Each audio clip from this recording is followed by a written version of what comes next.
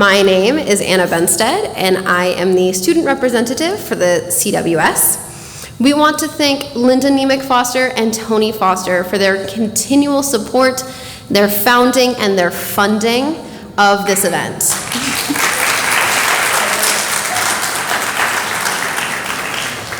We would also like to extend a huge thank you to everyone here in the audience. We want to thank you for being here and for making what we do worth it. Our discussions about mental health have become increasingly prevalent, making this year's theme, Engaging the Beautiful Mind, Writing and Mental Health, a timely exploration of how creativity can illuminate and support our understanding of this essential topic. We want to thank Francisco X.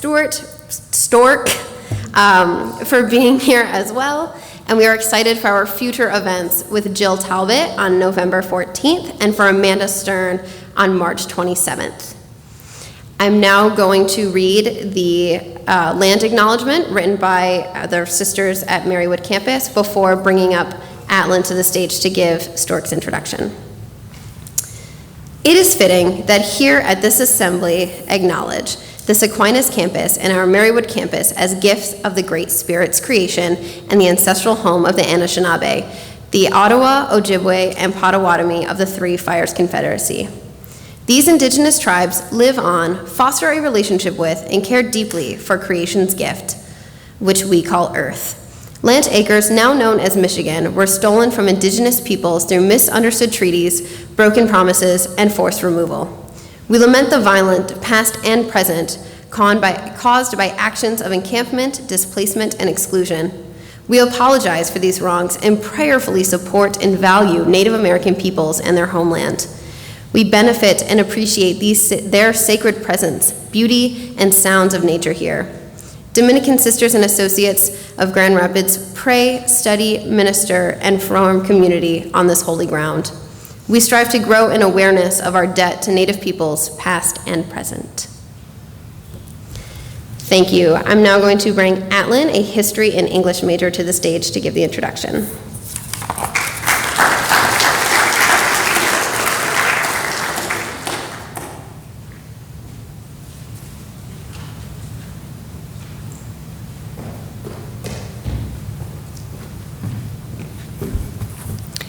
Hello and good evening. My name is Atlin Lasher and I am an English student here at Aquinas, and it is my pleasure to welcome Francisco X. Stork to the Aquinas College Contemporary Writer Series for the 2024-2025 year. On behalf of the entire Aquinas College community and myself, we are absolutely delighted and honored to be able to have him here tonight to talk all the way from Boston. Francisco Stork's life is one of many changes. Stork was born in Mexico and later moved to Texas. He originally started out as an attorney and had graduated from Columbia Law School, but he knew his passion was in writing. While managing his full-time job, he began to publish his books in 2000. Now he has published over 11 novels, collaborated on many anthologies, and has a new novel coming out, One Last Chance. Stork also has a variety of awards under his belt, including multiple novels on Publisher Weekly's Best YA Novels of the Year list. His novel, A Memory of Light, was featured as one of the top 100 young adult fiction novels of 2017 for the American Literary Association, and for good reason too. The Memory of Light focuses on Vicky Cruz. The thing about Vicky is she has just attempted suicide, and unlike how attempts are often depicted in media, Vicky does not regret her attempt. In fact, the only thing she seems to regret is that her nanny, Juanita, has found her. Vicky gets admitted to a mental ward in her local hospital and is given treatment for the first time in her life. Vicky is a unique character, and throughout the novel we see her grow in the same way a flower does, slowly, carefully, and then, before you know it, something beautiful has formed. While in the mental ward, Vicky is joined by a variety of other patients coping with schizophrenia, mania, and other mental struggles. The way Storks write these characters with such care and love causes them to feel so incredibly vivid and bright. The lives they live feel as if you could find them anywhere, down the street or in a classroom or across a table from you. The same is true with Vicky, but Vicky's backstory comes from reality. Stork has based this novel on some of his own experiences with mental health struggle he faced, which takes courage and strength to do, much more than even being able to only talk about such struggles. I know from my own experiences as a writer that to have characters face what I have before, specifically mental health challenges, is difficult. How do I access those emotions, those feelings, and not reopen the wound? How do I take care of my own mental health while doing so? For Stork to accomplish this with the memory of light, especially with his own experiences that are similar to Vicky's, is no easy feat. It takes determination and courage to be so open and to write about such experiences so well. For these reasons, it is truly such an honor to be able to have Stork here tonight. I hope you all can give your sincerest welcome to Francisco X. Stork.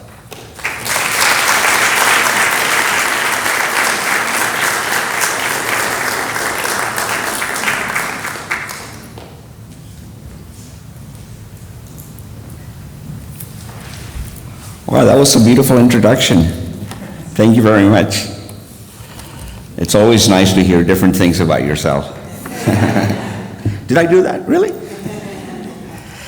But I'm so happy to be here. I feel like I know you, many of you already. Professor Rumer has taught the memory of light in her class, and many of our students have written to me. Any students here who wrote to me?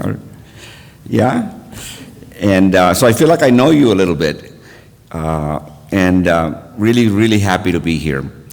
What I want to do today is I prepared a talk, and I'm going to read and leave the reading a little bit and talk to you and do like a hybrid of kind of thing, so I might get lost a little bit every once in a while. But I thought it was the best thing is to write. I'm a writer, so it's good to kind of write your thoughts and make sure that I say to you all the things that I think are important about this important topic of mental health. Actually, what I want to share with you today are some of my experiences with creativity and its connection to mental health. In particular, I would like to focus on inspiration, which is kind of I consider the precursor of mental health. When we talk about creativity and mental health, we tend to dwell on the product, the poem, the painting, the invention. But behind the creative act, there is an energy that is shared by all humans in some form or another.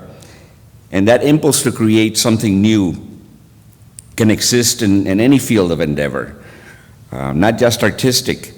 It can be applied to ordinary tasks in life. It can be applied to relationship, to creating a new form of relating to someone.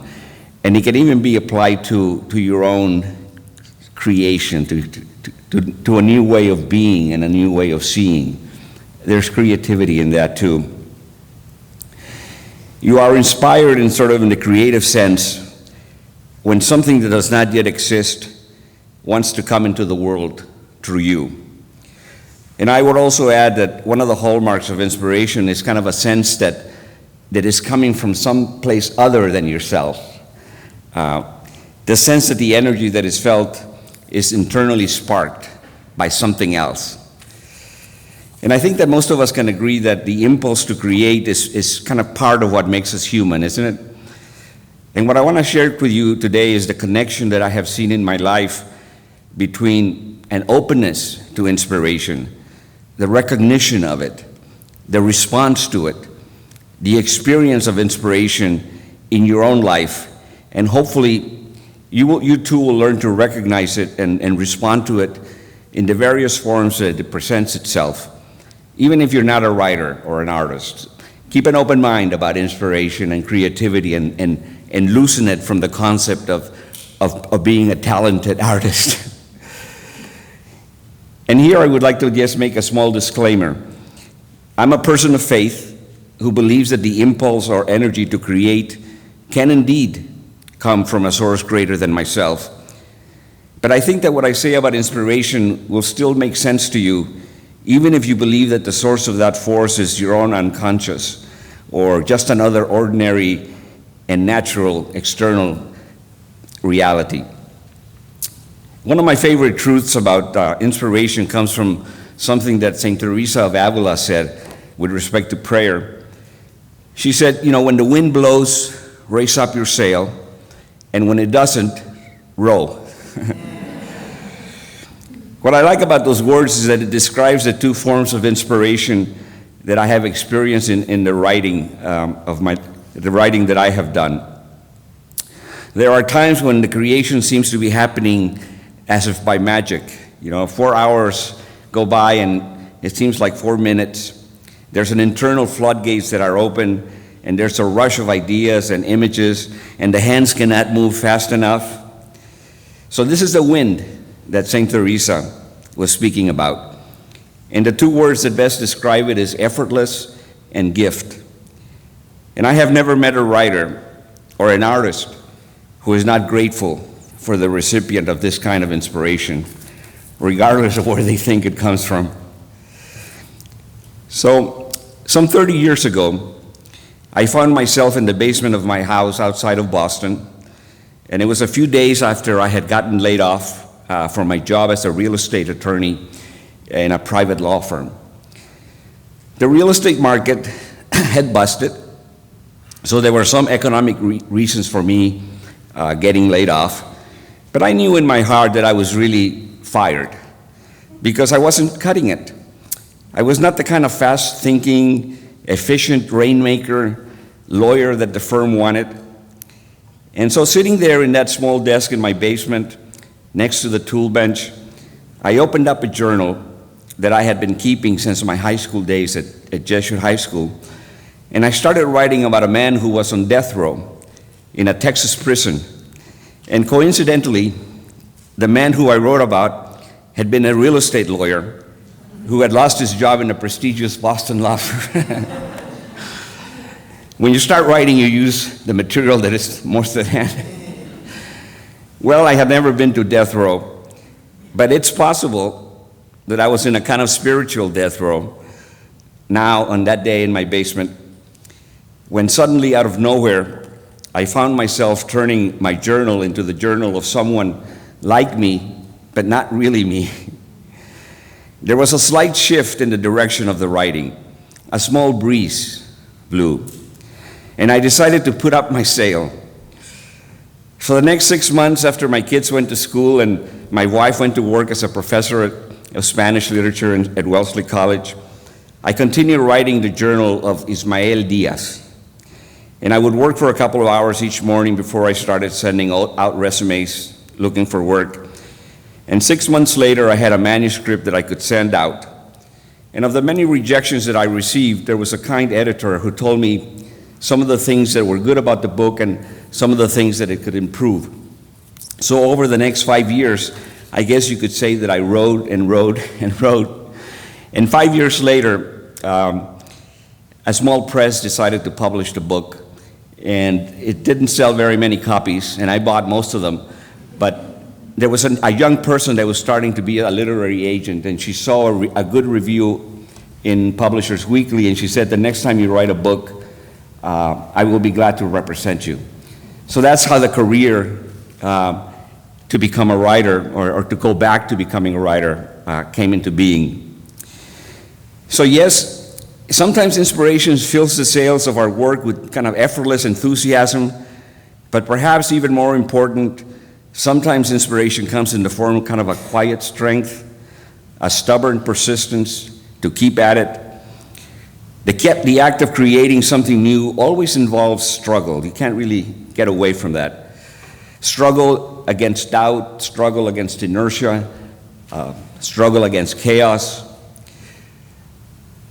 If you have ever found yourself in a situation that seems a little bit too big for you, that requires more than you think you can give, you will recognize that the ability to persist, even in the face of hopelessness, that strength and will to put one foot in front of another day after day, that force has all the characteristics and energy of something new that appears to come from outside of you. And also, that ability to step one foot after another in the face of hopelessness is probably the very definition of mental health. Turning inspiration into a force that lasts long enough to accomplish the creation of something new requires, it seems to me, an alignment of that force with the person who you are. I mean, the person who you really are, not the person you present to others or the persons that others want you to be. The direction you give the inspiration, what you choose to create, must be part of your nature, so that what you create is an honest reflection of you. You, what you believe, what you aspire, how you're hurt, how you're vulnerable. It seems to me that the moment I started to write a journal as the character of Ismael Diaz, there was a choice and a decision. A breeze came, it is true, but I decided to put up the sail. And more significantly, I chose to direct the boat in a creative direction that meant something to me. It was as if the writing was a questioning and a search, and maybe even an appeal for a pardon from death row. I have always tried to align inspiration with who I am, you know. Sometimes when my kids were in college, I was hoping that inspiration would lead me to something more practical. Maybe Mexican vampires, for example. But no, it always happens that, I was led to create something that meant what Paul Tillich calls ultimate concerns. My young characters ask questions like, why am I here? And how can I live with so much suffering? But these questions hopefully are enmeshed in suspense and humor, because I know that if I write something that is interesting to me, it's going to be interesting to others. So to understand this alignment between inspiration and the deep truth of yourself, let me take you some 15 years before that day in the basement.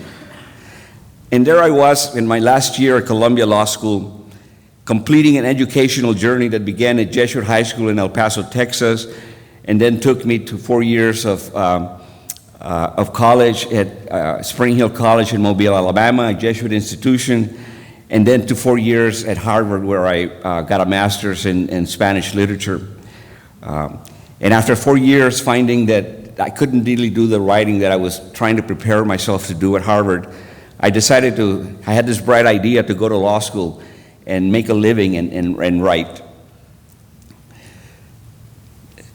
The best way to describe those last few months of Columbia Law School, when I was being courted by prestigious law firms and corporations and being offered a lot of money, the best way I can describe what was going through that is to use a metaphor of a well that is being filled. It was being filled not with fresh water, but with water that would drain eventually, but I didn't know that at the time. At the time, it felt good to be drenched by the ego-filling waters of attention that is given to relatively few. And when I accepted an offer by the old Yankee law firm in Boston, the feeling was of having finally arrived. So that little boy that was born in Mexico from a single mother, who never met his biological father, who was adopted by a Dutch-born American citizen when he was 6, who was brought to the United States at age 9 and moved into the housing projects with his mother at age 13 after his adoptive father died in an automobile accident. That little boy had arrived at something that felt like belonging. What I didn't see was the price that I would have to pay for the direction I was giving to an energy that was not part of who I was, an energy that instead came from an image of success that did not come from my own true self. The price I paid was abandoning the more organic, more natural inclination to create stories, something that I had harbored since I was childhood, and which had sustained me through the practice of keeping a journal every day, even through high school. So inspiration can either come from our center, what we sometimes call our soul, or sometimes we borrow those energies from someplace else. How I was able to attend Jesuit High School was through a speech scholarship. In return for free tuition, I participated in speech tournaments, and I got that scholarship when Father Martinez, the priest at my parish, noticed that I had a way of reading the scriptures that was comfortable and not nervous. So he called a friend at Jesuit High and said, I know a kid. And Jesuit High was a strict, rigorous place that ranked its students every semester. The first semester I was 142 out of 144. And the reason I think it was because I was it was difficult for me to show that I was smart. And it was something that was kind of dangerous, that kind of put you into the radar, especially in the projects where I lived. But then one day a little light bulb went on, and I decided that it was okay to be smart. And so maybe I think that the change was inadvertently inspired by the girl in one of the speech tournaments that I had finally gotten enough courage to ask out to a dance. And when she called me the Saturday morning and said that she was sorry, but she couldn't go to the dance because her parents had a rule that she couldn't go out with Mexicans. I think about that jarring, you know. It's one of those first times when you're a young person and you have this image of yourself. Here I was, I saw myself as courteous and kind, considerate. What kind of image did her parents have of me? And there must have been a little light that went on and said, you know, there's no way that I can control the other image that people have of me, and maybe I can work on my own. I know it's customary, you know, in these type of lectures to emphasize how much the speaker has suffered and how much he or she has overcome. And you probably already noticed that there's going to be some of that in here. But what often gets forgotten is how much is accomplished just by the sheer delight and the sheer joy of doing something that you enjoy, and also by the sheer luck of things happening to you. The decision to dedicate my life to writing seemed like less of a decision and more of a response that gave me this great joy. What seems to me most unusual now, looking back, is how much that 17-year-old boy understood that writing was going to be like a lifelong thing, a project that would require many, many years. Now that I have the opportunity to mentor many young and old persons eager to publish and be seen as writers, I realize, you know, how rare and precocious was this long view of writing as a way of life rather than as an achievement. And when I think about the gifts I've received, I see this youthful insight as one of the most valuable inspirations that I have received.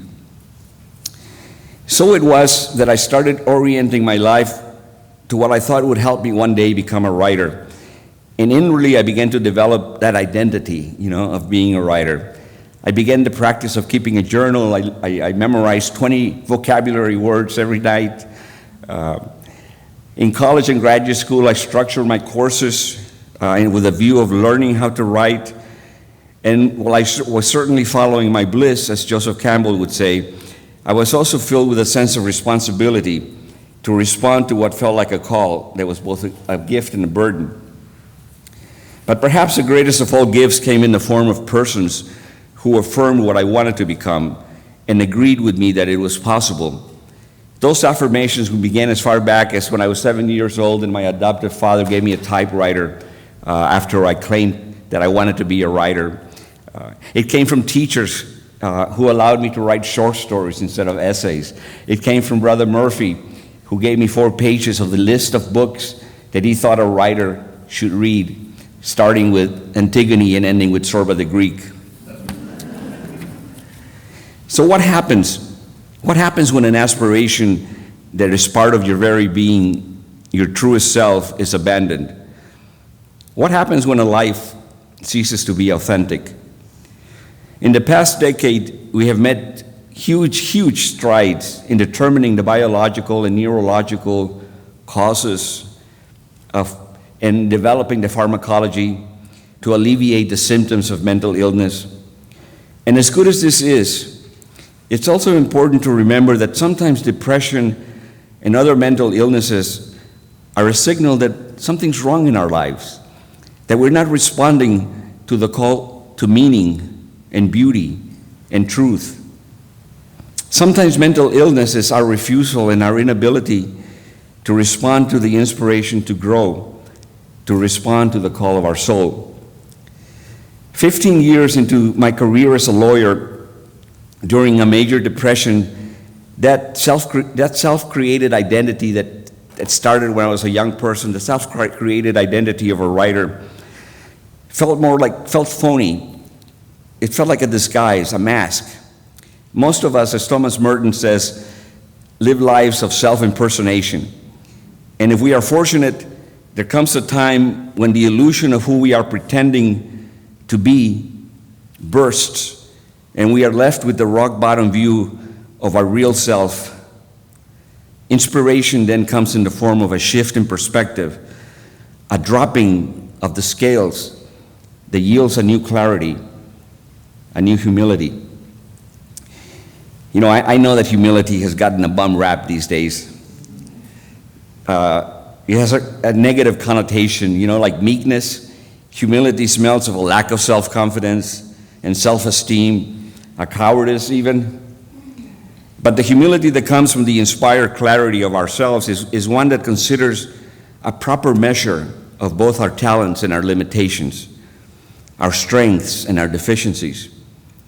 Humility is like mental health, an equilibrium, a delicate balance of accepting the things that we cannot change and the courage to change the things that we can. Humility is simply truth. And mental healing begins with an obedience of truth, to the reality of our lives, to the particular circumstances of our life, to both the interior and exterior reality of our lives.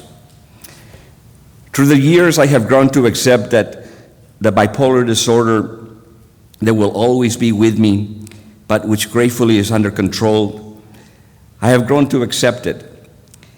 But the acceptance of that reality does not mean that I must see myself as a victim or to stop seeking ways to respond to the inspiration to bring something new into the world.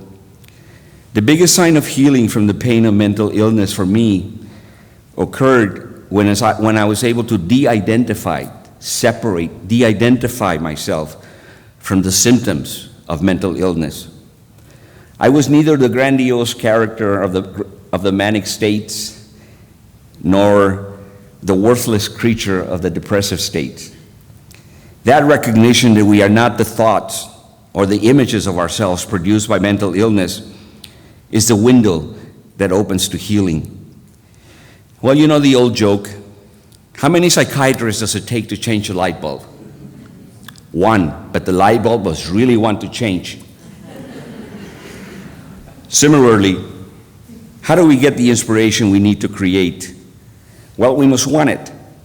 We must be vigilant and be on the lookout for its arrival. We must put ourselves in a position to receive it by looking outside. We must believe that there is something good in the universe that will help us. That same is true for the healing of mental illness to occur. We recognize that we cannot do it alone. We accept that only another caring human being can heal us. And healing for me is not synonymous with cure. I have a mental illness that will be with me for the rest of my life, but I have found a way to live with it and to be useful and to help others. What amazes me the most about the phenomenon of inspiration is this interplay, this correspondence that exists between how accurately I see myself and the impulse and the energy and the ideas that come from the outside. If I'm too puffed up about myself or too deflated, I end up in a kind of dry paralysis. You know, Henry David Thoreau says that the young man starts out wanting to create and build a castle, and he ends up living in a shack. Well, I can tell you that every time I start creating something, I imagine, if not a castle, at least something along the lines of Downton Abbey. And when it becomes obvious that the castle cannot be built, then the choice is either to quit or to continue with the construction of the shack, a shack that will be yours and which may, after all, provide a measure of refuge for others. What I know for sure is that the energy needs to be readjusted into something sustainable, something that can last over a long haul. It turns out that the wind in the sails and the determination to keep rowing is a form of the same substance. It seems so countercultural and even a little un-American, isn't it, to talk about letting go of the ambitious mansion and settling back and building a shack. Bigger and more and best are values from our competitive society that have made their way into the world of writing. along with the demands of self-promotion and social media, but to create works that are true to the lives that guide, to the values that guide my life, to connect what I do, what I want to live for, is what I mean by honest writing. The shack that Thoreau says we end up growing into, well, honest writing does not mean that I abandon the search for excellence. I give it all I got. And I'm guided along by a sense of what I perceive as the truth and beauty called for by that work. Honest writing really means putting aside, to the extent possible, concerns for what will happen to the work after it's done. And I have a choice of looking outward to the future approval or staying inward. As I write, I have that choice. So do I look outward for approval, or do I stay inward to myself? And what I search for and look for is a resonance that one learns to feel over time. That resonance is just probably the best gifts that I received for writing. It's just a certainty that you're going the right way. You know, you make a decision in the writing, and there's this resonance. Yes, this corresponds to who I am. In The Memory of Light, the book that many of you have written and that Professor Rumor has taught in her class, there was a part in which Vicky, the girl, the main character in the book, in one version of the book, Vicky falls in love with one of the young men in the therapy, Gabriel. And, you know, I was writing that, and I could almost hear my editor saying, yes, maybe we can sell this one. You know? But then I finished writing the book, and I read it over again, and there was something about it that just didn't seem right. You know, there's something about my experiences of depression that did not correspond with a young girl kind of falling in love. So I had to kind of like start over again. There's a pear tree outside of my house that I often think about when I'm writing, especially when what I'm writing seems so poor, which always does, you know. It's so distant from the ideal that I wanted to write like. And every year it gives these little pears that are kind of funny shaped and with funny colors, and they're kind of pears that nobody would ever buy in a supermarket. But the squirrels love them and the deer love them, you know. And I think about that tree because that tree is creating what it was created to create. And my writing is like those pears, I think, sometimes. And I feel like, can I do anything less than that tree? The poet William Stafford wrote the morning before he died, "You don't have to prove anything. Just be ready for what God sends. I listened and put my hand out in the sun. It was all easy." Can you imagine what it would be like to live a life where you don't have to prove anything? Doesn't that sound like the epitome of mental health? I don't have to prove anything. And why is that so hard? Why is that so hard to attain?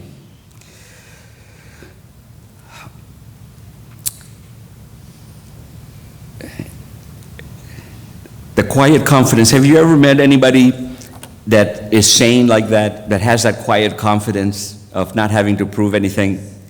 Whenever I start writing, I enter into what is called, and what I call like the bubble of faith. So within this bubble of faith, I believe that I can write this book. Not only do I believe that I can write this book, I believe that I'm the only one that can write this book. So this is a bubble of faith, and I call it a bubble because it does imply a certain separation from the voices out there. You have to protect it. This bubble of faith is very, very vulnerable, and you have to take care of it, especially while you're working.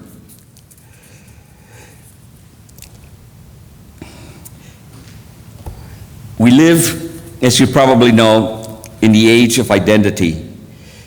But the identities that we choose to live by and the ones that we fight other people about are so narrow, such a small part of ourselves. My ethnicity, the skin of my color, my sexual orientation, they're not everything that I am.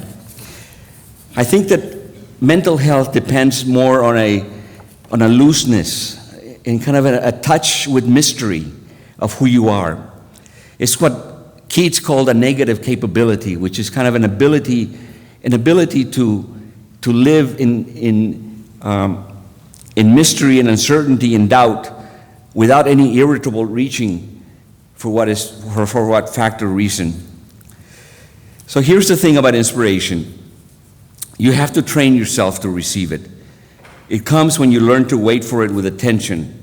It's usually subtle, a small seed that lodges in you and that you notice because you have trained yourself to look and to recognize the importance of the small. I have yet to receive an inspiration for a complete book. If I'm lucky, I will eventually know how to write the first paragraph or the first chapter. And then I write the first chapter, and I have faith that I will know what the second chapter is going to be about. Sometimes I must wait a few days for me to know. And during the waiting period, there's a kind of receptive awareness, kind of a radar of sorts that is looking into the world for what will happen next in the book. Something from television, something my grandson says, something from nature, something triggers, and then I know what I need to write. So much of what I learned about living with mental illness came from writing. Writing in a journal every day is a form of mindfulness where I can observe and separate the moods and thoughts that play on the screen of my mind. To recognize inside of you the existence of a witness is no small thing when you are besieged by mental illness.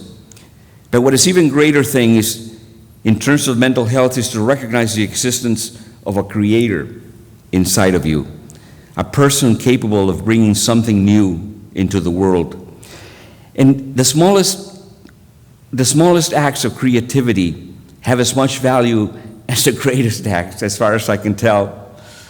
I have found that the evaluation of my creation by the world has nothing to do with the value that creating has for my own life. When I create with hope, of course, but a lifetime of writing has taught me to value the right kind of hope, not hope in some future, but rather hope in the value and the worth of what I am doing. Hope, if you were to put a finger on the most important quality of mental health, wouldn't you say that it is hope? And maybe some of the things that we deal with, how we imagine hope, maybe needs to be reimagined a little bit, so that we see hope, even if we don't know what's going to happen down the line. We see hope in the value of what we do. And it's sort of what happens when I write a book. I write the book and it goes out. Sometimes somebody will write to me, but I don't know. But there is hope that the book will become like a seed. It will fall into good ground someplace and it will grow. I've noticed through the years that the reasons why I write have evolved. The self-centeredness, there's a mixture of self-centeredness and another centeredness. The little boy who claimed to be, who wanted to be a writer and who got a typewriter from his father, I don't blame that little boy too much. My mother was a single mother living in a middle-class family in very Catholic Mexico. And when she got pregnant and there was no marriage, she was sent to a nearby city before her pregnancy started to show. And there in a convent dedicated to caring for wayward women, she was to have the baby, give him up for adoption, and return home with no one being the wiser. But instead she had the baby, and she chose to return home. She was inspired. When I look back at the need for affirmation that motivated my need to claim I was a writer,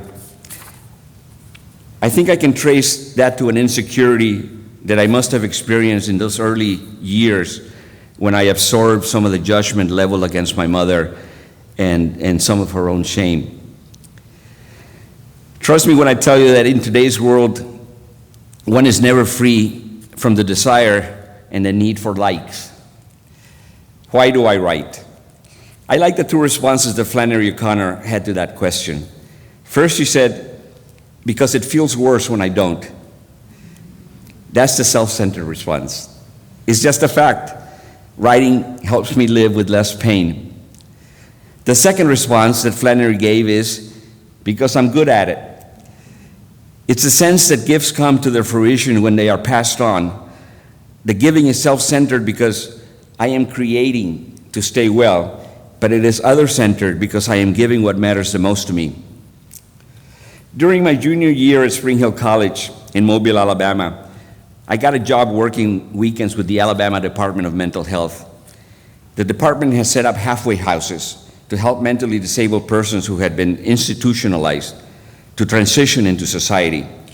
So on weekends, I relieved the regular staff person. Then in my senior year, I lived full-time in a faith-based home for the mentally disabled.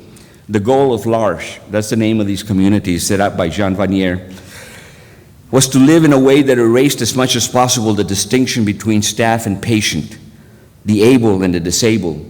The therapy, the healing, the learning was mutual. It happened naturally out of the fact that we cared for each other. And looking back about my interest of working with, of writing about mental health, I can trace it to those people that I work with and how I went in there, ideally hoping to help them, and ended up being helped by them.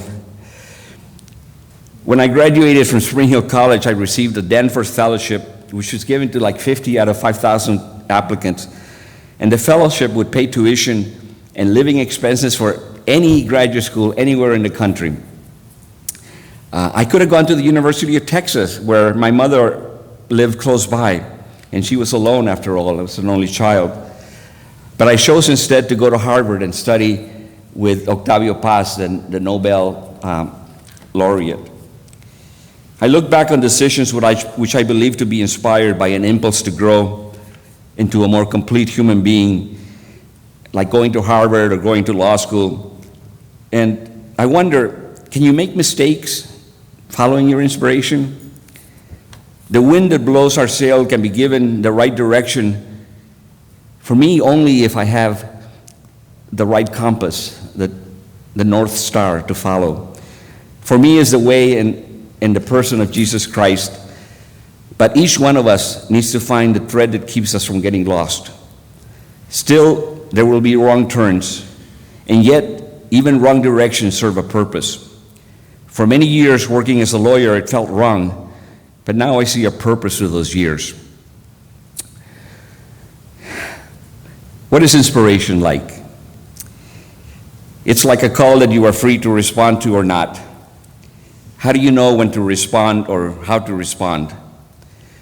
I'm going to twist Frederick Bruckner's statement about what he said about vocation and apply it to inspiration. Inspiration is the place where the gladness in your heart meets the world's great need. Thank you very much.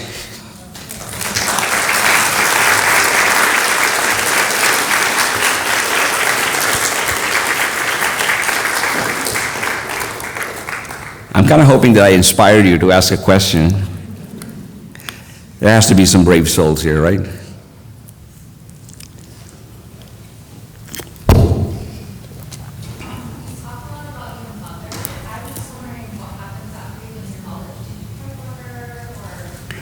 What happened to my mother? Yeah, after you went to Harvard. After what? After you went to Harvard. Oh, after I went. Well, she was happy for me to go to Harvard, obviously, but we found a place for her near her family in Mexico. But she was by herself, so it's just one of those decisions that you always wonder about. Like I've written books about young people who are poor and who receive these great opportunities, scholarships and so forth, but the family, they have responsibilities towards their family, and what should they do, I mean, she wanted me to go to Harvard. I decided to go to Harvard, following this instinct, and but was it the right decision?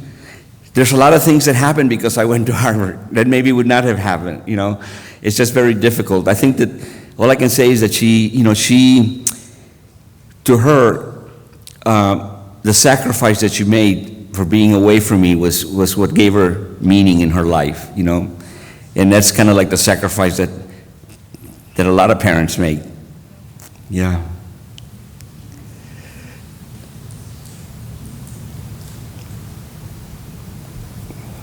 You address spiritual issues in writing for young people.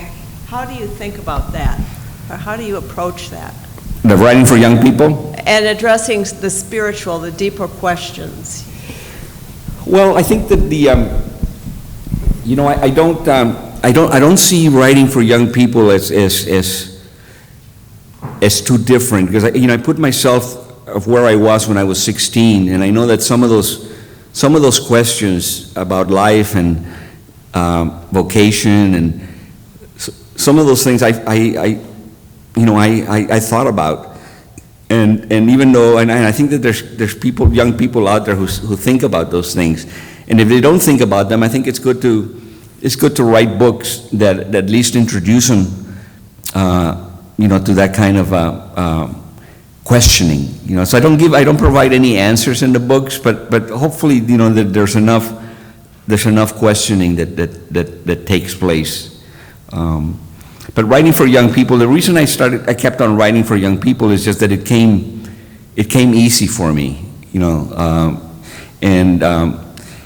and I seem to have an ability to put myself in the place of a young boy or a young girl, even though I'm 71 years old, and but that's I don't know how much longer I can do that.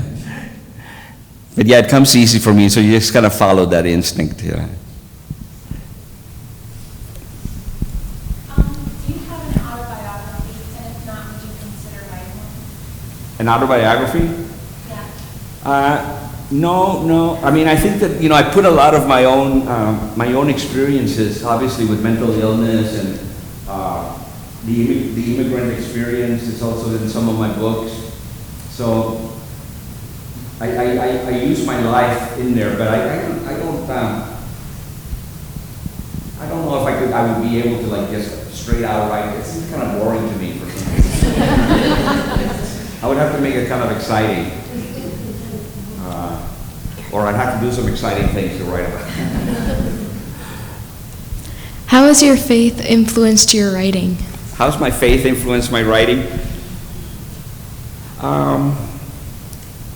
Well, I think that it's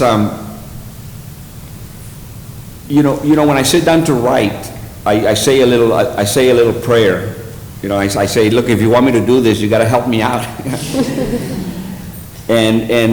So I'm kind of like, as I was mentioning, I think I'm aware of inspiration. That I can't really do it without that kind of help. And I'm also aware that it is there.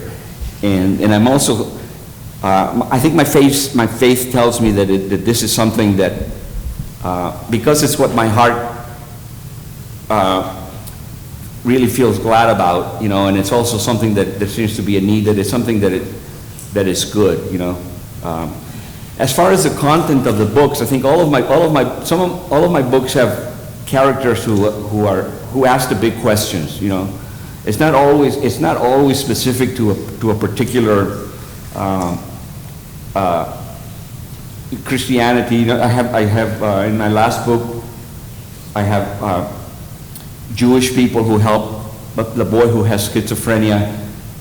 So I try to make it universal. I happen to think that all of the great religions kind of have something in common, and that's the relationship with the God. So I try to do that in my work.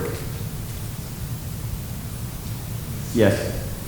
How do you approach writing from a woman's perspective accurately? How do I what? How do you approach writing from a woman's perspective accurately? Oh, that's good. My question was, how do you approach writing from a woman's perspective accurately?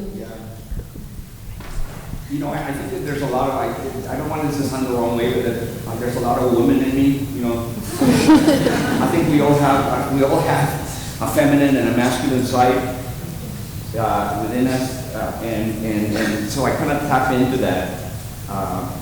For some things I need help. I need help from my daughter or my wife. But in terms of like the soul of the character, the soul of the young person, I mean, I live with that. I live with the image of the young girl, for example, in this book for many, many months until she felt real. She felt real, And there's always a little bit of risk, when you write about something that is outside of your nature, I guess, your physical attribute. But so far, I think that people have responded that I touched, I touched. Nobody has said that I've gotten it wrong so far. Good, but there are some things that I wouldn't write about, just because it would be so. For example, like to write about an inner city African American kid, I just wouldn't feel comfortable. I wouldn't know the language, I wouldn't know what they say, how they speak completely. So there are certain things you have to there's a certain comfort level that I have with respect to the characters that I create. That if I feel that comfort level, then I go ahead and do it. If I feel uncomfortable, then it just doesn't make sense. But that's what's so beautiful about writing is this reliance on how you're feeling, this intuitions that you have. I mean, there's no proof, there's no way to say whether you're right or wrong. You have to kind of go with this kind of gut feeling about, am I getting it right or am I not getting it right? Good question now. Thank you. Did you feel ashamed of the fact that you are Mexican after that family rejected you? Did I feel ashamed out of the girl that you asked out, their family rejected you because you were Mexican? I think I don't exactly, it wasn't the last time that I got rejected. It's going to happen again. But it does hurt quite a bit, and I think the good thing about it is that it didn't kind of affect me, it was more about, I think the proper response really is to kind of ignite like a certain anger that kind of gets you back into the swing of things. You can't keep that anger, for too long because it'll destroy you. But it's okay. It's okay to serve as a motivation. I'm not going to let that, But then again, when I was interviewing with these law firms, in these prestigious law firms, I didn't want to get rejected, and it felt really good to be accepted.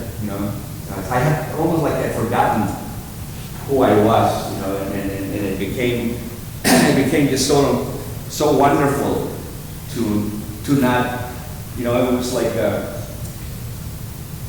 I guess it was like a young girl finally accepted me, 20 years later. Well, we're really getting psychological here. Any other questions? Yes. Can you talk about that epiphany or awakening you had and realizing? Thank you. Can you talk about your epiphany that you experienced, the awakening when you realized the need to be authentic and true to yourself?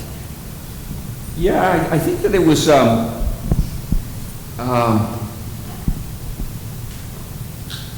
well, it manifested itself in like a depression. I mean, I think that you just sort of realized that there was something wrong.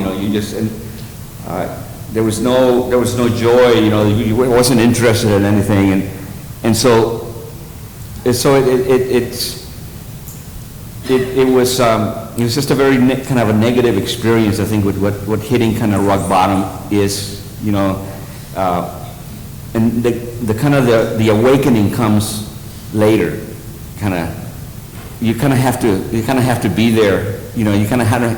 It's like alcoholics. You kind of have to hit it and realize that you can't do it. That something has to change, and you can't do it by yourself. So that's sort of like sort of like the awakening that happens. And it's unfortunate that you have to go through that process, you know, but if you can do the awakening without the pain, let me know.